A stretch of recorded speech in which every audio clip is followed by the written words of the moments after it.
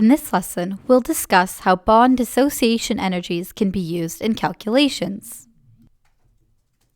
Bond dissociation energies provide us with an average value of the amount of energy associated with covalent bonds. In a gas phase reaction, knowing the bond dissociation energies of all the products in the reaction and the bond dissociation energies of all the reactants, we can estimate the energy change of the reaction. Using bond dissociation energies, we can see how much energy is used in breaking the bonds of the reactants and how much energy is released in forming the bonds of the products, then look at the difference. We can write that the change in energy of a reaction, noted as delta H, is equal to the sum of the bond energies of the reactants minus the sum of the bond energies of the products. Let's go through an example. We'll estimate the change in energy of the following reaction. 2H2 plus N2 produce N2H4. We'll start by drawing the Lewis structures for all the compounds so we can see all the bonds we have available.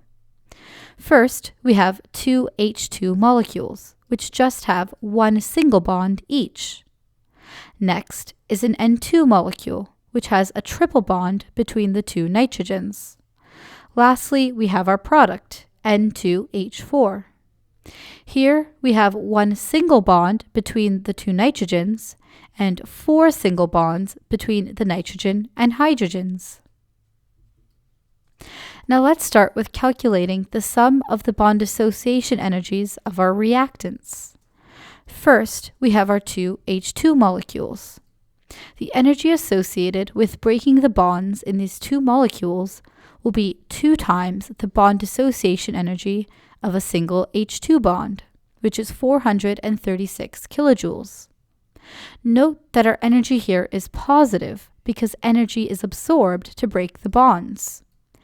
We then have our N2 molecule. For this, we will need to break a triple bond between two nitrogen atoms. This triple bond has a bond dissociation energy of 946 kilojoules.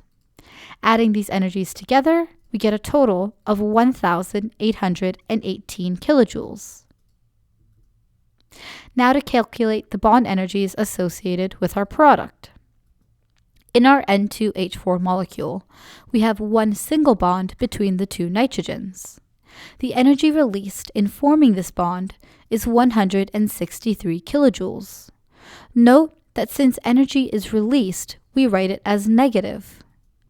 Next, we have 4 single bonds between a nitrogen atom and a hydrogen atom.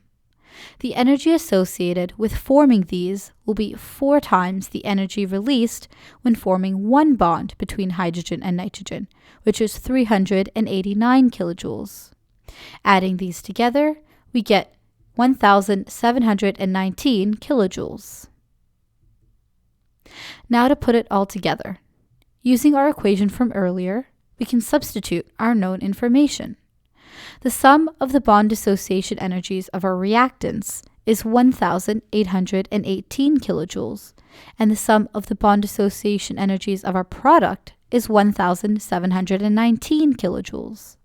Performing this calculation, we can determine that the change in energy of this reaction is positive 99 kilojoules.